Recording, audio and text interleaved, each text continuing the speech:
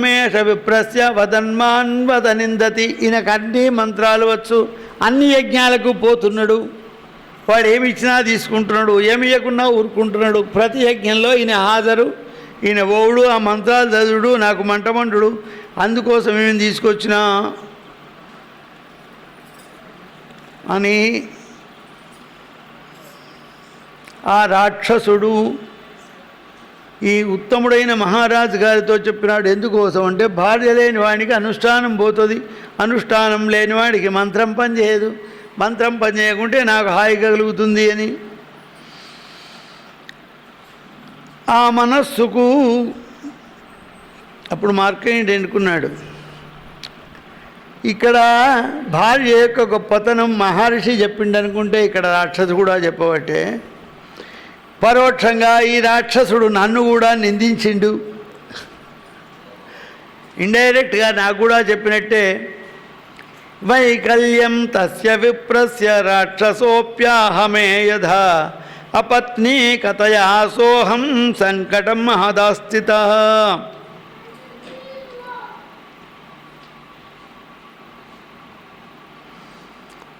ఈ రాక్షసుడు భార్యాహీనుడైన బ్రాహ్మణి చిత్తమునందు ఉద్వేగం కలిగిందని చెప్తున్నాడు. నేను కూడా భార్యాహీనుణ్ణి కదా అని చింతించుతూ ఉండే సమయంలో రాక్షసుడు వచ్చాడు. రాజా, నేను నీ రాజ్యంలో ఉన్నవాడిని, ఏం ఆజ్ఞ ఇస్తారో చెప్పండి అనగా,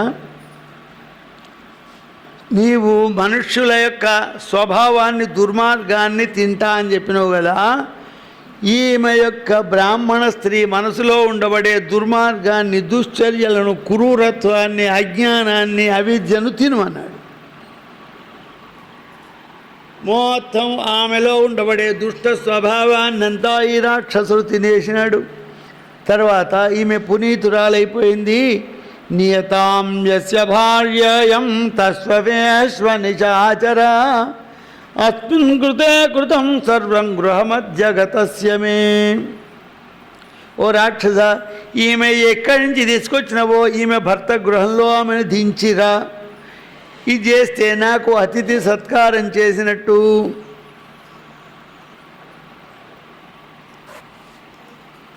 అనగా ఎప్పుడైతే ఆ దుస్వభావం పోయిందో ఆ బ్రాహ్మణ పత్ని, మహారాజా, మహాత్ముడైన నా భర్త వియోగాన్ని పొందినాను, నిశాచరుడు కేవలం నిమిత్తమే, నాలో ఉండబడే దుర్మార్గం, నాలో ఉండబడే క్రూరత్వము నా భర్తకు దూరం చేసింది. ఎప్పుడు నా భర్తకు ఒక్క విషయంలో కూడా నేను సహకరించలే, అయినప్పటికీ కూడా నా మీద ఉండబడేటువంటి అభిమానంతో మీకు చెప్పి నన్ను వెతకడానికి పంపినాడు. అటువంటి భర్త దొరకడం నా అదృష్టం, పూర్వజన్మలో చేసినటువంటి యొక్క పుణ్యం అని చెప్పి ఆ రాక్షసుడితో ఆమె వెళ్ళిపోయింది. రాక్షసుడు ఆ అమ్మను వాళ్ళ గృహంలో దించి మళ్ళీ రాజుగారి దగ్గర వచ్చి, రాజా ఇప్పుడేం చేయాలి?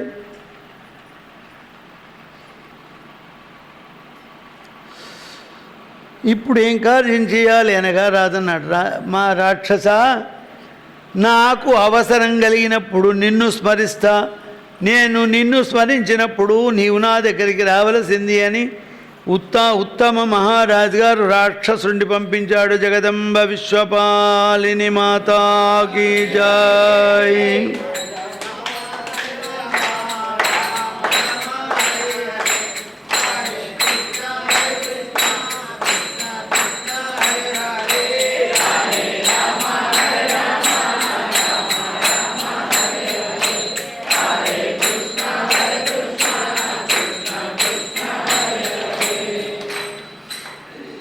తాం ప్రేషయిత్వా రాజాపి స్వభర్తృగృహమంగనాం చింతయామాస నిశ్వస్య కిమత్త సుహృతం భవేత్.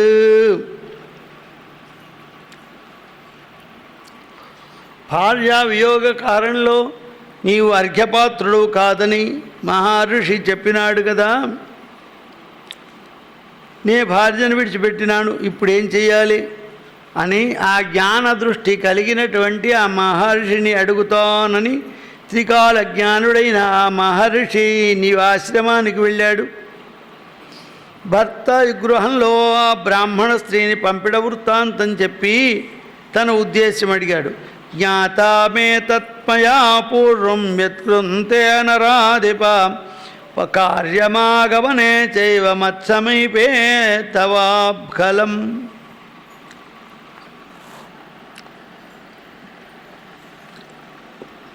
రాజా, నీవు నా దగ్గరికి ఎందుకు వచ్చావో నేను తెలుసుకున్నా. మీ కర్తవ్యం ఏమిటో చెబుతాను వినుడు. భార్య మనుషుల యొక్క ధర్మ కామ అర్థములకు మూలం. భార్యను త్యజించిన వాడు ధర్మాన్ని విడిచిపెట్టినట్టు. అందుకే భార్యను ధర్మపత్ని అంటారు.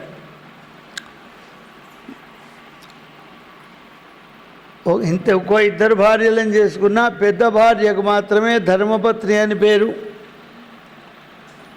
ఎంతమంది కొడుకులున్నా జ్యేష్ఠునికే ప్రాముఖ్యత ఉంది, మొదటి సంతానముకే ప్రాముఖ్యత. అంటే రెండోవాళ్ళు సంతానం కాదా, సంతానమే వీని ఆస్తిని తినడానికి అందరూ హక్కుదారులే. కానీ కర్మ చేసే అధికారం జ్యేష్ఠునికే ఉంది.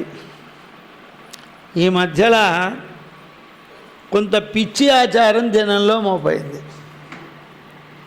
ఇటువంటి సందర్భంలో నాకు చెప్పితే కొంతలో కొంతైనా మారుతారేమో. తండ్రి చచ్చిపోతే సరే పర్వాలేదు, పెద్దోనితోనే కార్యక్రమాలు చేయిస్తున్నాడు.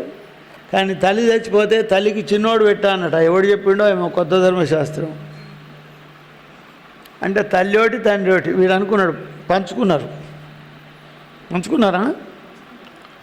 పంచుకోలేకుంటే తండ్రికి చేసినప్పుడు తల్లికి చేసే అధికారం పెద్దోడికి ఎందుకు లేదు? ఎవడు చెప్పిండు తల్లికి చిన్నోడు చేయాలని? ఏ ధర్మశాస్త్రంలో ఉంది? తల్లికి కానీ తండ్రికి కానీ కర్త జ్యేష్ఠుడే, పెద్దవాడే. ఎవడు పెద్దవాడు? ఎవడైతే మొదలు పుడతాడో వాడు పెద్దవాడు. ఒకవేళ వాడు దేశాంతరంలో ఉన్నాడు, దుబాయ్లో ఉన్నాడు, అమెరికాలో ఉన్నాడు, వచ్చే వీల్లేదు, వాడి తర్వాత వాడు పెద్దవాడు. వాడు కూడా లేకుంటే మూడో వాడు వస్తాడు. కానీ అన్న ఉండగా తమ్ముడు కర్మ చేసే వీల్లేదు. అన్న ప్రజెంటేషన్లో తమ్ముడు కర్మ చేసే వీల్లేదు. దశరథ మహారాజు గారు మరణిస్తే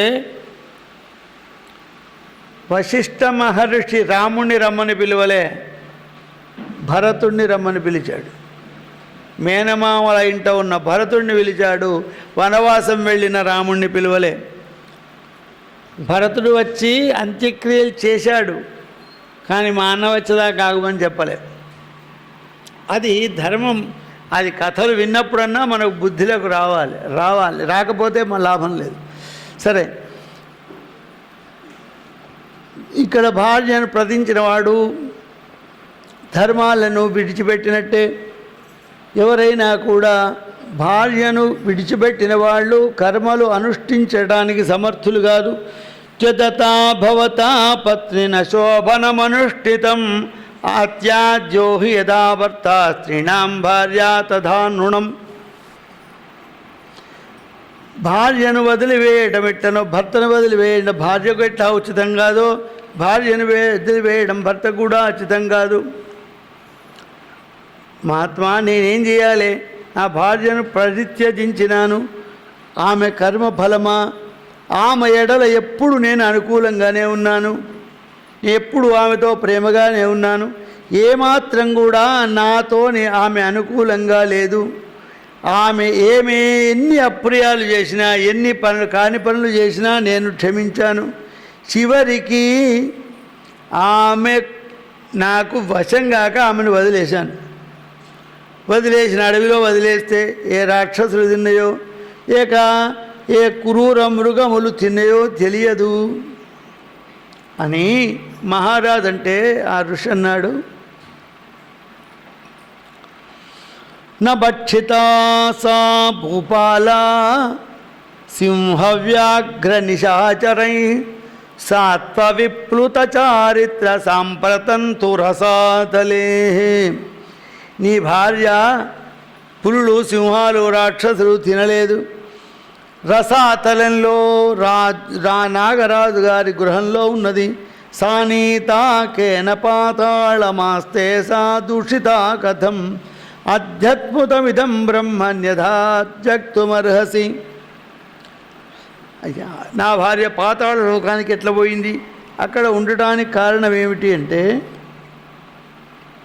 అప్పుడు ఈ మహర్షి చెప్తున్నాడు, పాతాళంలో కపోతకుడనే ఒక నాగరాజు ఉన్నాడు.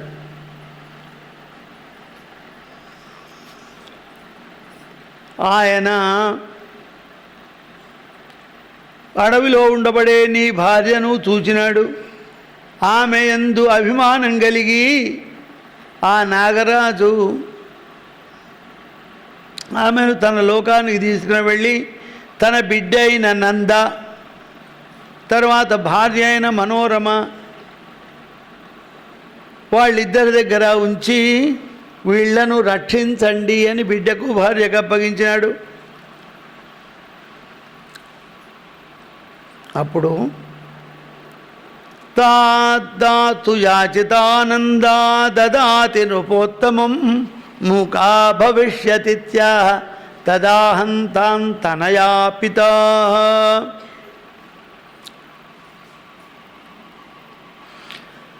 ఆ నాగరాజు ఎన్ని మాట్లాడించినా ఏ చేసినా కూడా ఆమె మాట్లాడలేదు. ఆయన కోపం వచ్చి నువ్వు మూగదాని వైపోదువుగాగా అని శాపం పెట్టాడు. ఈ విధంగా ఉరగేంద్రుని శాపం వల్ల పాతాళం చేరుకున్నటువంటి నీ భార్య ఆయన యొక్క బిడ్డ సంరక్షణలో ఉన్నది. మహారాజు అడుగుతున్నాడు, అయ్యా మరి ఇంత బాగానే ఉంది, నా మీద ఆమెకు అప్రియ భావం, నా మీద ఇంత ద్వేషం ఎందుకు కలిగింది నా భార్యకు? ఏదో కారణం లేనిది నా మీద ద్వేషం కలిగదు కదా అంటే ఆయన చెప్తున్నాడు, సర్వజనులకు కూడా అప్పుడో ఇప్పుడో మంచో చెడ్డలో భర్త మీద భార్య మీద అనురక్తం ఉంటుంది. ఎంత తిట్టుకున్న భార్యాభర్తలైనా ఎప్పుడో పారి కలిసి ఉంటారు. కానీ నా జీవితంలో కలిసి ఉండడం అనేదే లేదు. దీనికి కారణం ఏమిటి? సామాం సాచమాం ప్రతి దుశ్శీల బ్రూహి తత్కారణం ద్విజ. నిజంగా నేను నా భార్యను నా ప్రాణాల కంటే ఎక్కువగా చూసుకున్నాను. భార్య వెళ్ళిపోయి సంవత్సరం దాటినా మళ్ళా పెళ్లి చేసుకోకుండా ఉన్నాను. ప్రాణిగ్రహణ కాలే త్వం సూర్యభౌమశనేశ్చరై శుక్రవాచస్పతిస్తభ్యాం సచ తవ భార్యావలోకితాః తన్ముహూర్తే భవచ్చంద్రస్తస్యా సోమసుతస్తదా పరస్పర్ధ వివక్షౌ తౌ తత పార్థివ సత్తమా. రాజా, వివాహానికి లగ్నం పెట్టుకుంటారు కదా, తతస్సు ముహూర్తే కన్యాం దృష్ట్వా అని ఒక మంత్రం ఉంది. సుముహూర్తంలో చిలకర బెల్లం పెట్టిన తర్వాత అప్పుడు ఇద్దరి మధ్యలో ఉండబడేటువంటి ఒక తెరను తొలగిస్తారు. అది సుముహూర్తంలో భార్యాభర్తలిద్దరూ ఓళ్ళనోళ్ళు చూసుకోవాలి. భ్రాతృగ్నేం అనే ఒక మంత్రంతో ఓళ్ళను చూసుకునేది ఉంటుంది. అక్కడ అదే సుముహూర్తం అని చెబుతారు. ఆ సుముహూర్త లగ్నానికి శుభదృష్టి కలిగినటువంటి గ్రహముల దృష్టి ఉండాలి, శుభం శాతం ఎక్కువగా ఉండాలి. కానీ మీ లగ్న సమయం లోపల మీ లగ్నాన్ని పాపగ్రహాలు చూస్తున్నాయి. 3 పాపగ్రహాలు. సూర్యుడు పాపగ్రహమే. సూర్యనారాయణుడు కావచ్చు, అని గ్రహ పంక్తిలోకి వస్తే ఆయన పాపగ్రహమే. అట్లాగే అంగారకుడు, శనేశ్వరుడు ఆ యొక్క లగ్నాన్ని చూస్తున్నారు. అట్లే కాదు,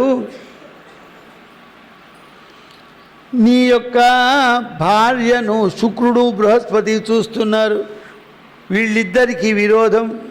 శుక్రునికి బృహస్పతికి వైరం, సూర్యునికి శనేశ్వరునికి వైరం, శనేశ్వరునికి అంగారకునికి వైరం.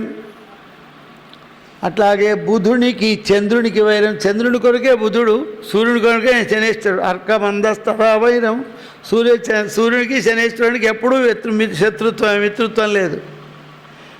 చంద్రుడు కొడుకే బుధుడు, అయినా వాళ్ళిద్దరికీ వైరం. ఈ వైరగ్రహాలన్నీ కూడా పరస్పరం చూస్తున్నాయి. చంద్రుడేమో నీ భార్యను చూస్తున్నాడు, బుధుడేమో నిన్ను చూస్తున్నాడు, వాళ్ళిద్దరికీ వైరం. ఇన్ని దుష్ఫలితాలున్నటువంటి యొక్క లగ్నములో మీకు పెళ్ళయింది కనుక ఆమెకు దుష్ట స్వభావం అయింది. ఇప్పుడు చూడండి, సుముహూర్తానికి ఇంత మంచి పెట్టిన సుముహూర్తానికే వీళ్ళు ఇన్ని దోషాలుంటే మనం 9 గంటలకు పెట్టిన లగ్నం 1 గంటకు చేసుకునే వాళ్ళ కర్మ ఏమవుతుంది? ఒక సుముహూర్తం నిర్ణయించడం అంటే సామాన్యంగా కాదది. మీకు చాలా సులభం అనిపిస్తుంది. ఒక ముహూర్తం మేము అటువంటి వాళ్ళు ఏం చేస్తారంటే పంచాంగం రాగానే మొత్తం పంచాంగాన్ని స్టడీ చేసి పెట్టుకుంటాం. ఏ గ్రహం ఎండ ఉన్నది, ఏది శుభలగ్నం, ఏది బాగుంది, దేని అంశం మంచిగా ఉన్నది అని ఆల్రెడీ తెలుసుకొని ఉంటాం కనుక ఇప్పుడు నాకు కొత్త పంచాంగం ఇచ్చి వచ్చే సంవత్సరం పంచాంగం నాకు ఇచ్చి ఓ లగ్గం పెట్టమనండి, లగ్గం పెట్టేవరకు 45 నిమిషాలు అవుతుంది. ఎందుకు? కొత్త పంచాంగాన్ని మొత్తం నేను స్టడీ చేయాలి, గ్రహాల యొక్క గతులన్నీ నేను చూడాలి మొదలు. ఇదే పాత పంచాంగం పెడితే 2 నిమిషాల్లో పెట్టేస్తాను. ఎందుకు కారణం అంటే మొదలు వాటిని మేము స్టడీ చేసి పెట్టుకుంటాం. ఎవరైనా చేసే పని, ఎవరైనా ఈ పనే చేస్తారు. కానీ ఆ నిర్ణయించినటువంటి సుముహూర్తము ఏ విధంగా ఉంటుందంటే కుశాగ్రం, కుశ అంటే దర్భ, అగ్రం అంటే కొన, దర్భ కొన సూది మొన కంటే సన్నగా ఉంటుంది. ఆ అంతకాల పరిణామంలో సుముహూర్తం ఉంటుంది అని చెప్తారు. ఆ సుముహూర్తంలో ఒకళ్ళనొకళ్ళు చూసుకోవాలి. మళ్ళీ సుముహూర్తం దాకా చూసుకోకుండా ఆగనిస్తుండ్రా వీడియో వాళ్ళు వచ్చి ఆ అడ్డం పరదా పడితే కిందికి దించు అంటాడు. వీడు దించమంటాడు, వాడు దించమంటాడు, పిల్ల దించమంటుంది, పిల్లవాడు దించమంటాడు, వీని తల్లిదండ్రి వాని తండ్రి దించు. వాళ్ళ పిల్ల మీద వాళ్ళకే పట్టి, లేకపోతే మాకేం పట్టి. ఎవని బాగు మీద వానికి పట్టి ఉండాలి, అంతేగాని మందికి పట్టి ఉంటే ఏం చేస్తుంది? వీళ్ళు చెప్తున్నారు మన బాగు కోసం మనం వినాలే అనేటువంటి స్పృహ ఎవ్వరికి ఉండదు.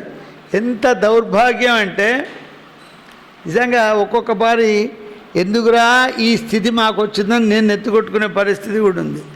అన్ని పనులలో మేము చెప్పినట్టు వింటారు. మీరు గృహప్రవేశం చేసినా నేను చెప్పినట్టే వింటారు, ఓ యజ్ఞం చేసినా నేను చెప్పినట్టే వింటారు, ఇంట్లో వ్రతం చేసుకున్నా నేను చెప్పినట్టే వింటారు, పెళ్లి దగ్గరికి వస్తే మీరు కూడా వినరు. ఏంటి కారణం అది? అన్నీ విన్నవాళ్ళు ఇదెందుకు వినరు? దానిలో ఏం రహస్యం దాగున్నదో అంటే వాని సర్వనాశనం వాడే కోరుకున్నాడు. ఎవడేం చేస్తాడు? ఎవని పొక్క వాడే తవ్వుకుంటే ఆపేవాడెవడు? అవ్వలేడు. చెప్పేవాడెవడన్నా ఉంటాడా? ఉండడు. కాంతి ఎట్లా ఎదిగి ఎట్లా అని సపరేట్ నడవంతి అంటాడు ఎవడన్నా, కానీ వద్దు అని చెప్పేవాడు ఎక్కడ కనవాడు. ఈ విధమైనటువంటి స్థితి ఉంది గనక మహారాజా నీ భార్యకు నీకు వియోగం కలిగింది అని ఆ మహర్షి చెప్పినాడు. జగదంబ విశ్వపాలని మాతాకి.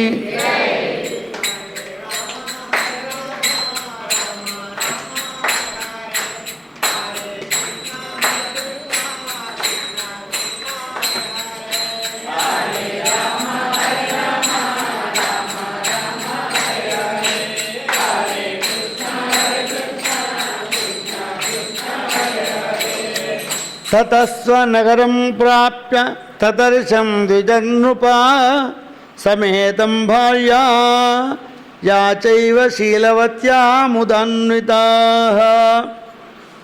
రాజుగారు పట్టణానికి వచ్చాడు. అంతకంటే ముందే ఈ రాక్షసుడు ఆ బ్రాహ్మణి భార్యను వాళ్ళ ఇంట్లో దించాడు కదా, ఎట్లా ఉన్నదో తెలుసుకున్నాడు. సంతోషంగా ఉన్నారు. రాజమందిరానికి వెళ్ళిపోయినాడు. ఒకనాడు ఈ బ్రాహ్మడు రాజుగారిని చూడడానికి వచ్చినాడు. కృతజ్ఞతలు ధన్యవాదాలు తెలపాలి కదా, మహారాజు గారు నా భార్యను రక్షించిందని.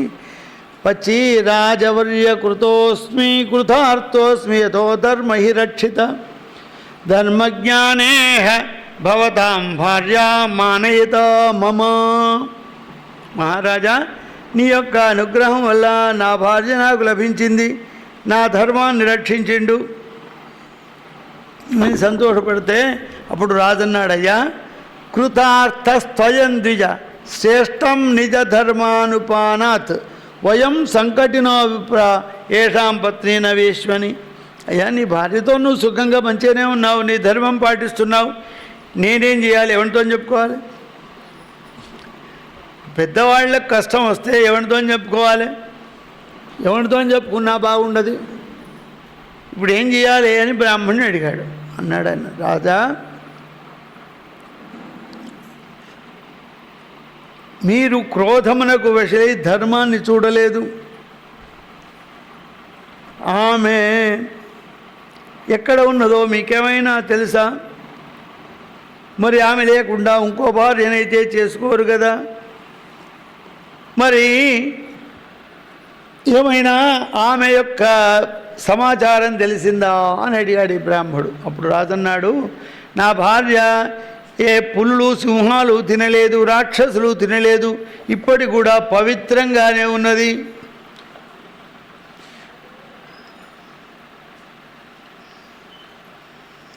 ఒకవేళ నీ భార్య పవిత్రంగా ఉంటే ఏమెందుకు తెచ్చుకో, ఏమవుతుంది? నీ భార్య నువ్వు విడిచిపెట్టినప్పుడు తెచ్చుకో. అయ్యా, రాజన్నాడు, బ్రాహ్మడా, నేను తెచ్చుకుంటాను కానీ అప్రీతయో ప్రీతికరీ సాహి జీవని పరం. ఇక్కడికి వచ్చినాక కూడా మళ్ళా నాకు అప్రీతికరమే ఉంటుంది. ఆమె ఏం చేయాలి?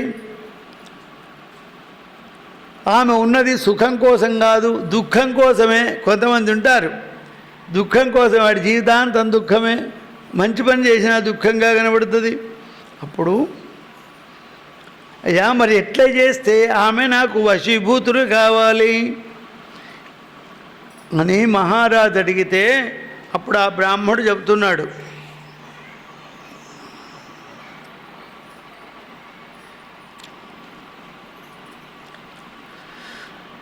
త్వయి సంప్రీప్తతే తస్యాం వరిష్ఠిరూపకారిణి క్రియతే మిత్రకామైర్యా మిత్రవిందాతి కరోమితాం.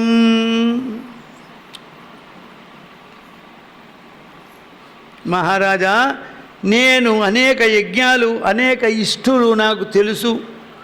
నీ భార్య నీతో సుఖంగా కాపురం చేసేటందుకు మిత్రవిందేష్టి అనేటువంటి యజ్ఞం చేస్తాను. దాని వలన ఆమె యొక్క అప్రీతి అంతా తొలగిపోతుంది. ఆ యజ్ఞం మీకోసం చేస్తాను. ఆమె ఎక్కడ ఉందో ఆమెను ఇక్కడికి తీసుకురా అని చెప్పి మా బ్రాహ్మడు చెప్పాడు. ఇత్యుక్తతు సంభారాన్న శేషానవనీపతి అవినాయ చకారేష్టిం సతతాందిజ సత్తమా.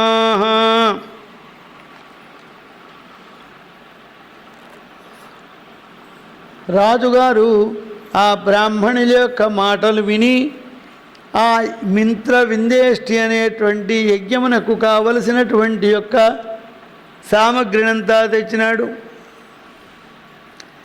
ఆ విధంగా ఆయన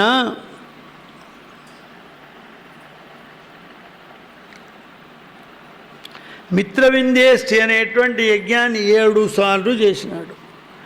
ఈ 7 సార్లు చేసిన యజ్ఞం తర్వాత అవభృత స్నానం చేయించి, ఓ మహారాజా, మీరు ఇప్పుడు మీ భార్యను తెచ్చుకోండి, ఆమె మీతో అనురాగంతో ఉంటుంది అనగానే ఆ మహారాజు పూర్వంలో ఆ ఉండే రాక్షసుణ్ణి స్మరించాడు.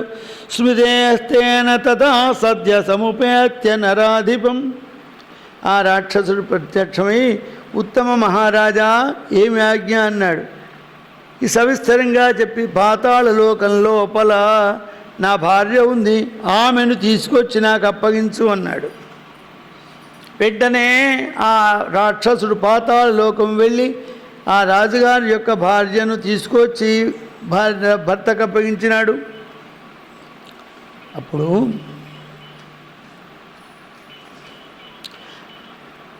తత రాజా రభసభసా పరిష్వజ్యాహమానినీం ప్రియే ప్రపన్న వివాహం భూయోప్యేవ బ్రవీషితిం యది ప్రసాద ప్రణవం నరేంద్ర మయితే మన తదేదభియాచే త్వం తత్కురుష్వ మమార్హణం.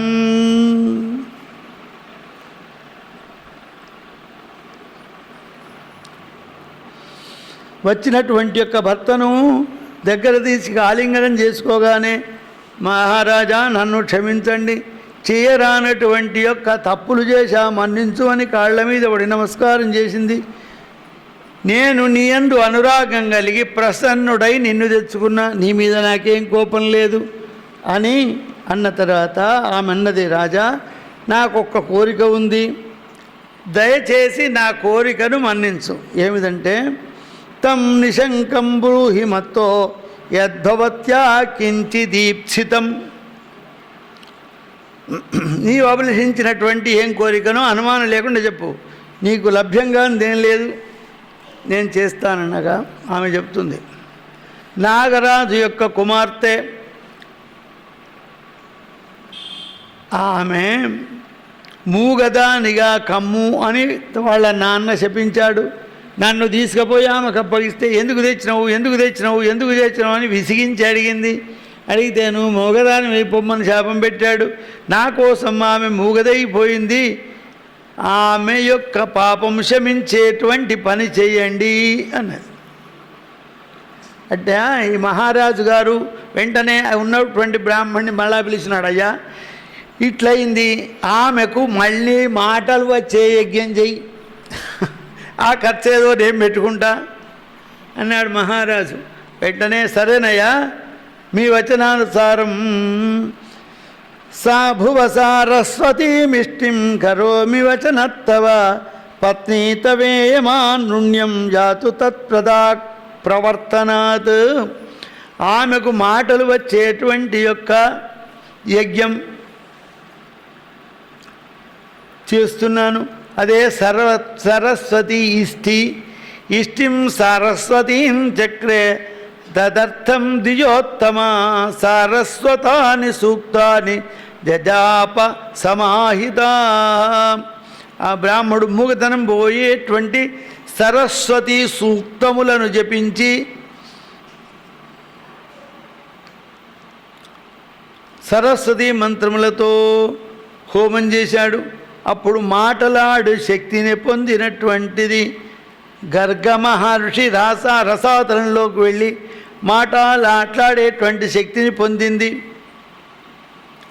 నీ గర్గ మహర్షి చెప్తున్నాడు, ఓ నాగకన్య, నీ యొక్క స్నేహితురాలి భర్త దుష్కృతమైనటువంటి కార్యం చేసి నీకు మాట వచ్చేటట్టు చేసినాడు అని చెప్పగా, ఆ నాగకన్య నంద ఈ విషయం తెలిసి ఉత్తముని పట్టణానికి వెళ్ళి ఆ రాణిని ఆలింగనం చేసుకున్నది.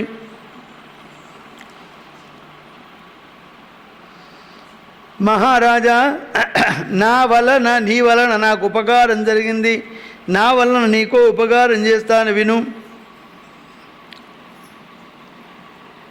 తవ